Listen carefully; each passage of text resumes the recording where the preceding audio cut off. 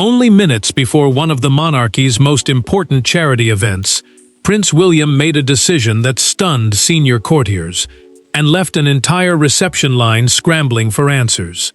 Prince George, already dressed and prepared to greet the guests, was suddenly removed from the program. This was not caused by illness, nerves, or a security concern.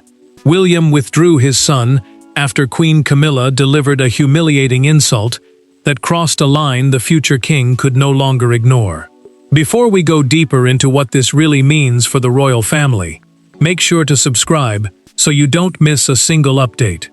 Tension tightened in St. James's Palace, where a youth charity reception was about to begin.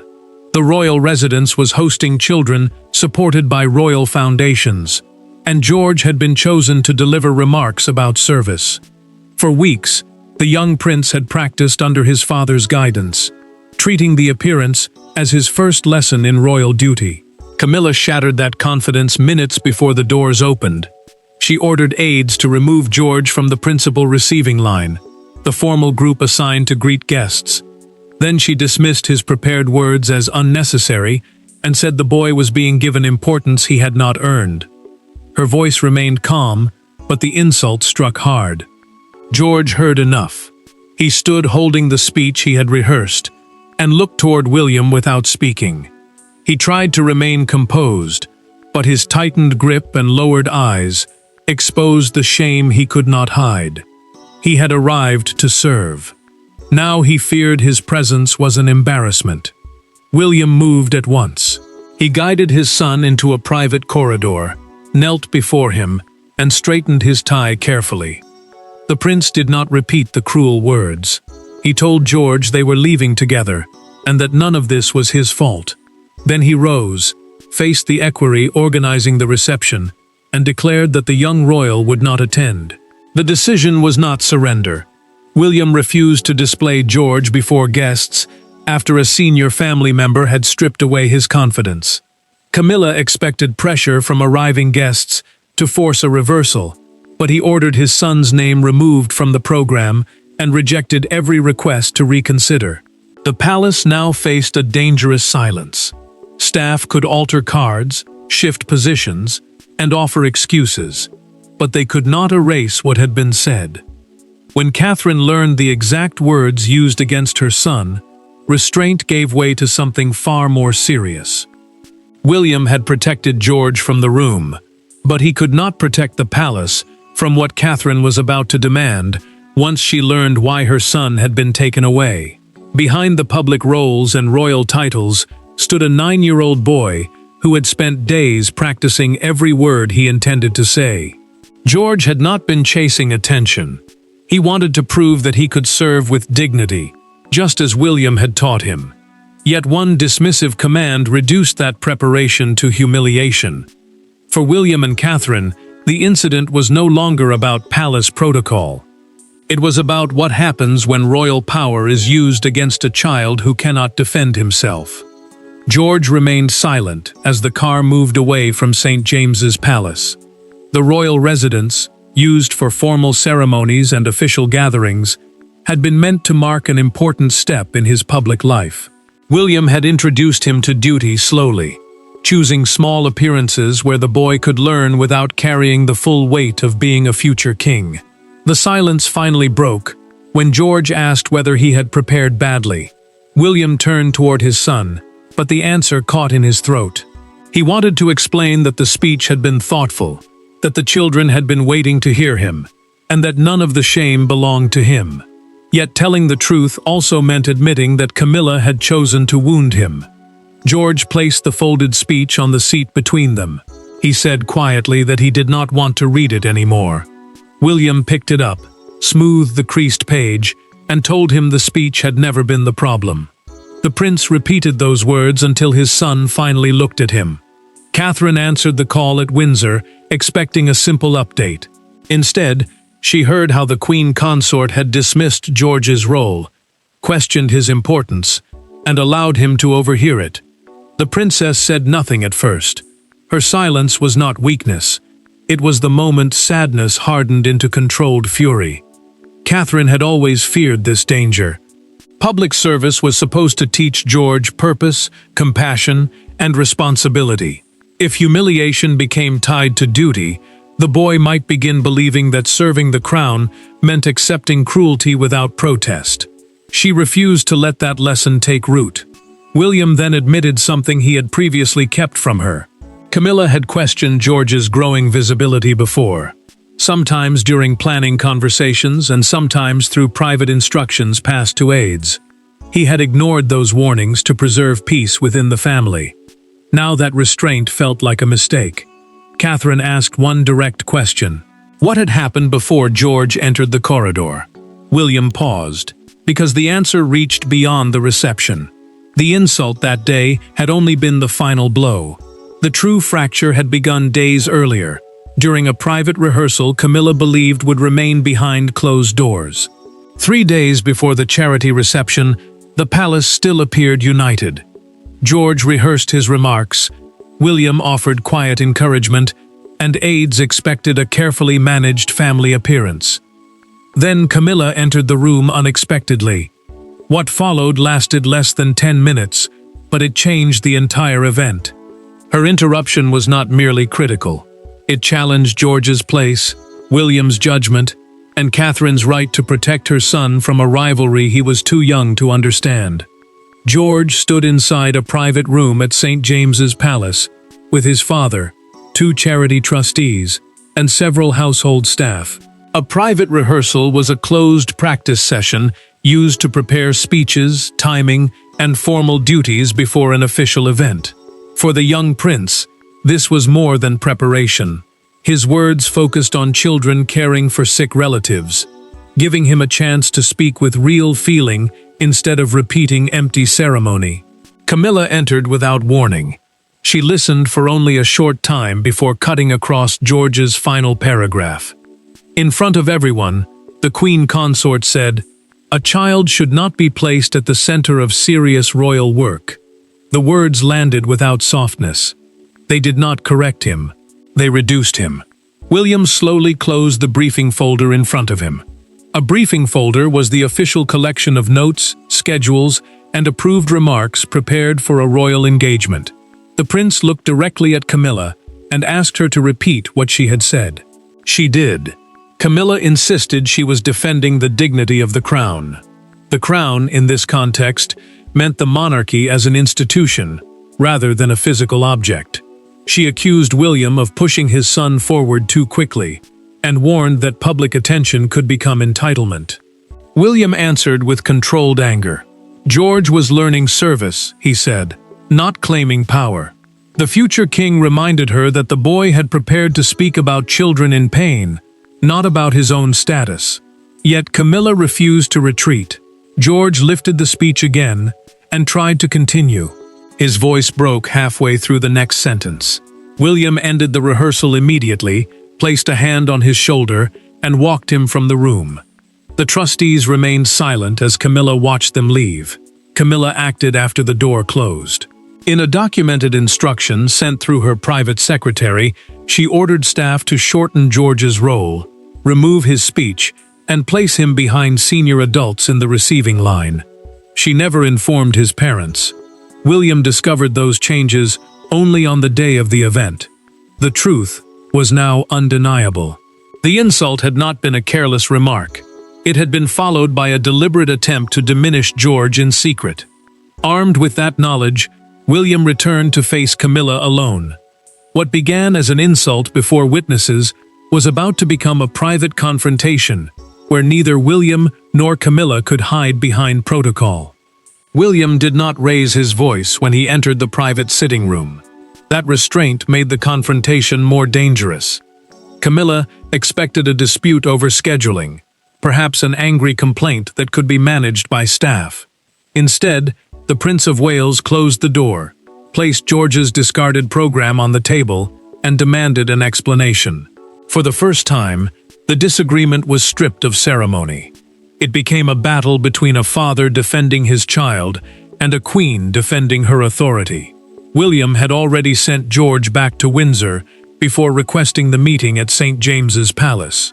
A private sitting room was a closed royal space, used for confidential family discussions, away from staff and guests.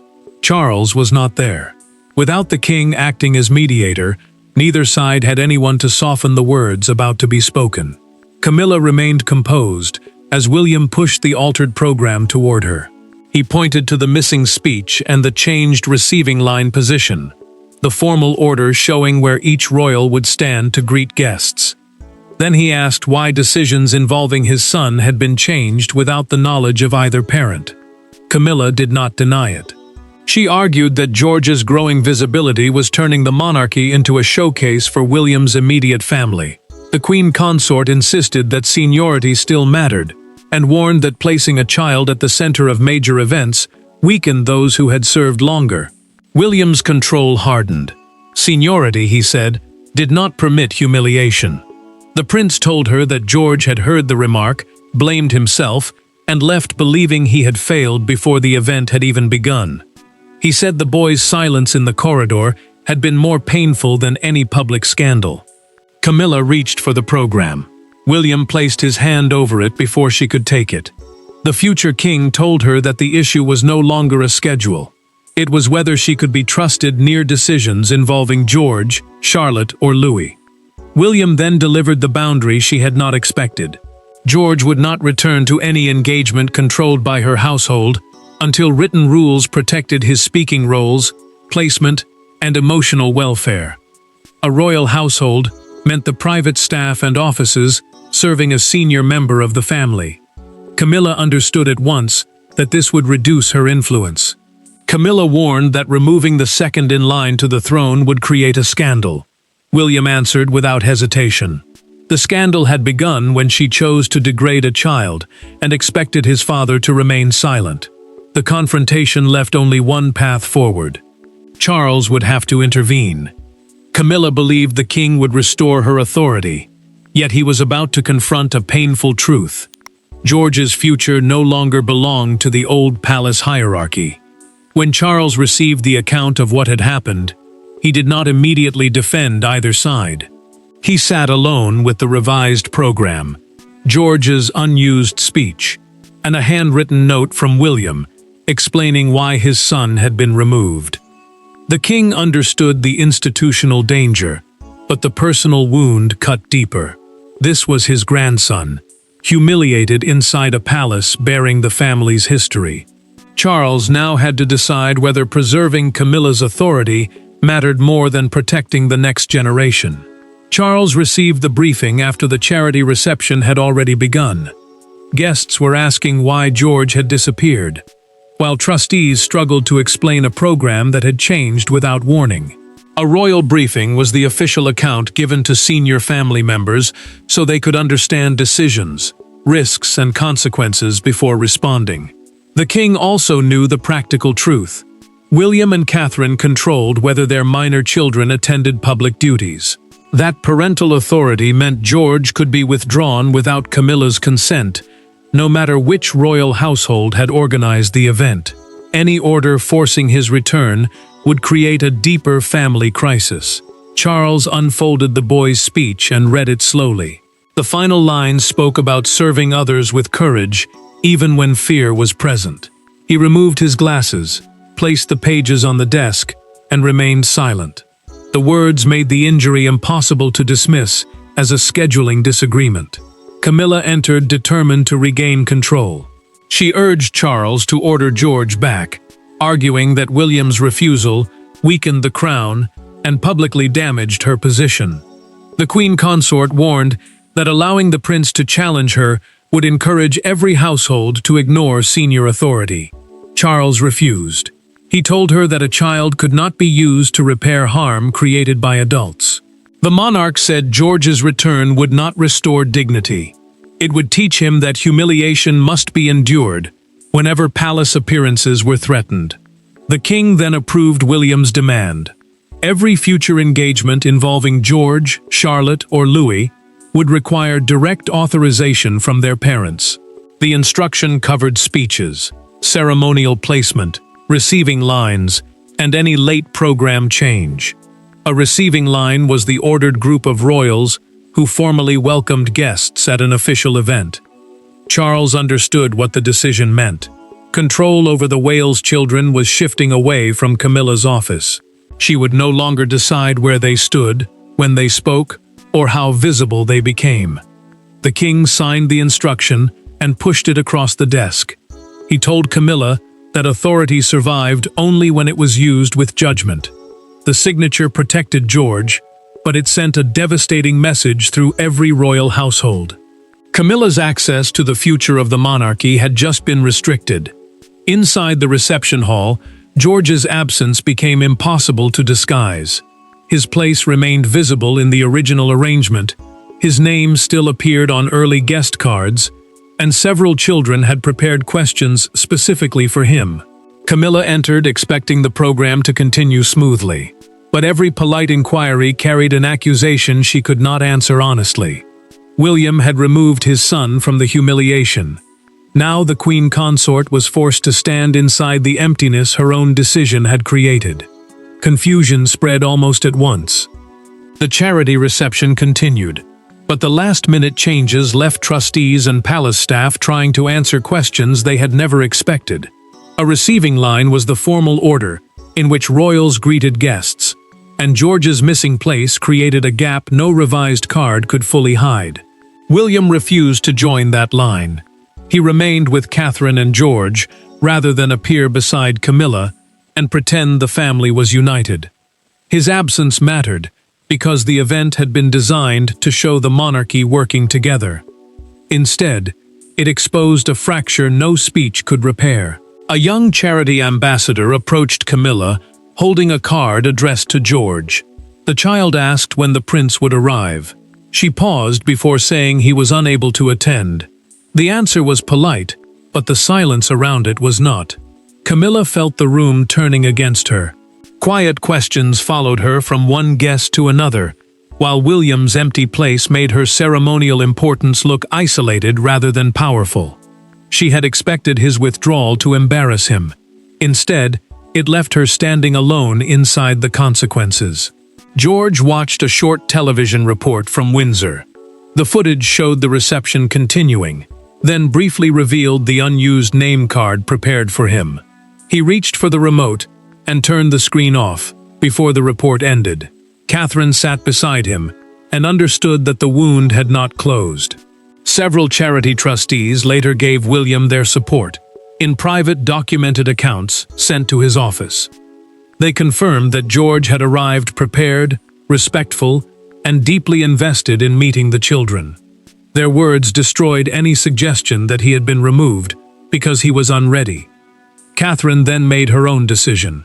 She asked that George's prepared remarks be sent directly to every participating child, ensuring that his message reached them even if his voice had been silenced inside the palace. Camilla returned to her private rooms after the event. She removed the brooch from her coat, placed it beside the revised program, and called for no aid. For the first time, the queen consort faced the full weight of what she had caused. The conflict seemed frozen until George asked to speak privately with Charles. The adults had fought over his place, but the turning point would come when the child at the center of the storm finally chose to speak for himself. George did not ask for an apology, a restored title on the program, or another grand appearance. He asked to see his grandfather. When Charles arrived, the room contained no equerries, secretaries, or advisors, only a king and the boy who would one day inherit everything he represented. George's question was painfully simple. Had he embarrassed the family? In that moment, Charles understood that the deepest damage was not political. A child had mistaken another person's cruelty for his own failure. George had remained quiet for 2 days before speaking to William. He said he wanted to meet Charles before deciding whether he would ever attend another charity engagement. A charity engagement was an official appearance supporting a public cause, and this one mattered because George had once seen such service as something hopeful rather than frightening. William agreed, but he set firm conditions. The conversation would take place at Windsor without household officials, prepared statements, or Camilla.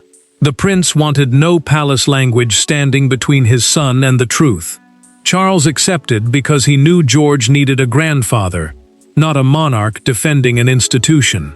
George faced him with the folded speech resting nearby. He asked whether the words had sounded childish, and whether his presence had made the original event less serious.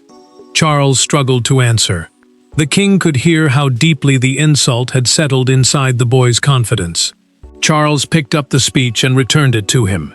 He asked George to read the final paragraph aloud. The young prince hesitated, then spoke about serving others with courage, even when fear remained. When he finished, his grandfather told him that service was measured by sincerity, not age, status, or applause. The truth followed. Charles admitted that the palace had failed to protect George from an adult struggle over influence. He explained through their private conversation that earlier warnings about Camilla's behavior had reached him, but he had allowed family peace to matter more than confronting the problem. The king accepted responsibility for that silence. George listened without anger. Then he made his decision. He would attend another charity gathering, but only if the children from the original reception were invited, and William and Catherine stood beside him. He did not want revenge. He wanted the moment to mean something again.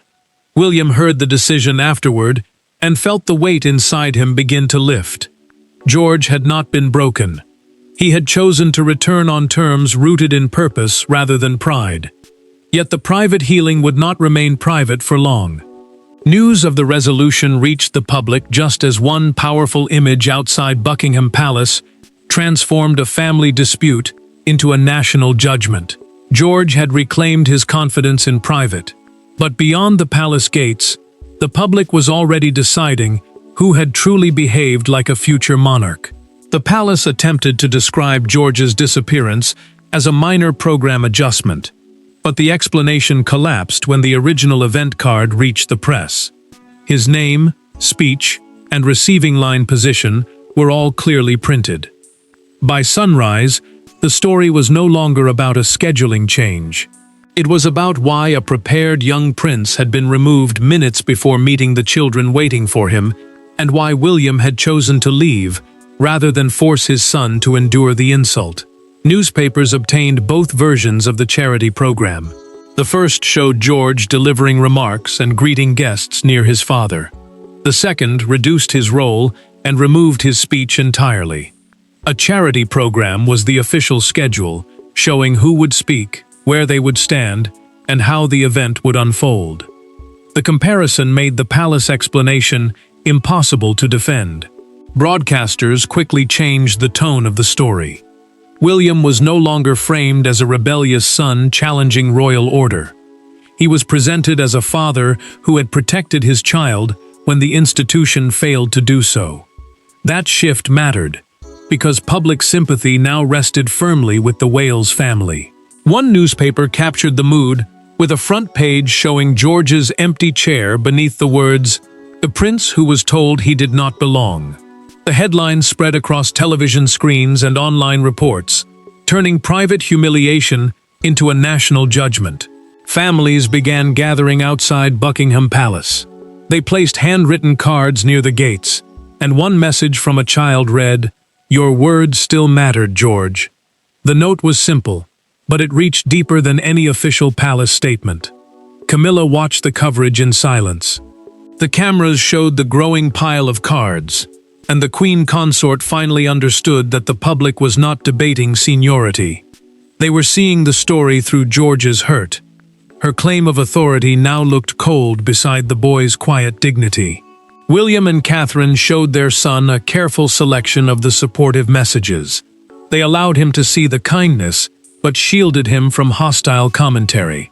The prince wanted George to understand that people believed in him without making him carry the full weight of the media storm. The palace then issued a formal announcement. George would deliver his original speech at a rescheduled youth gathering, hosted jointly by William, Catherine, and Charles. At the same time, Camilla's household was permanently removed from planning appearances involving the Wales children. The rescheduled event was no longer a replacement. It had become a final test of what the monarchy valued most.